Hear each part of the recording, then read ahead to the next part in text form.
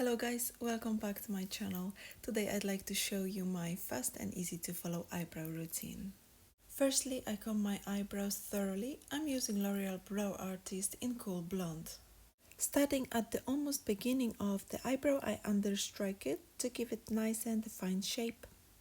I then fill it up starting from the outer edge of my eyebrows. I also like to gently outline the top of my eyebrow just to give it the shape that I desire.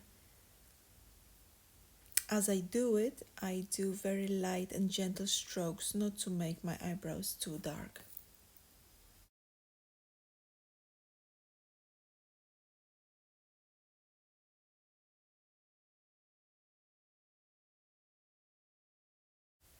Then I like to again gently comb through my eyebrows to remove any harsh lines.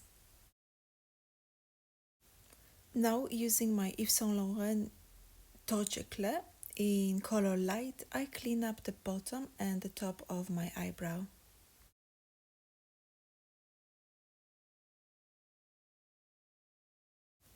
For buffing it out, you can use a makeup sponge or a buffing brush. I am using my Hollywood Complexion brush by Charlotte Tilbury.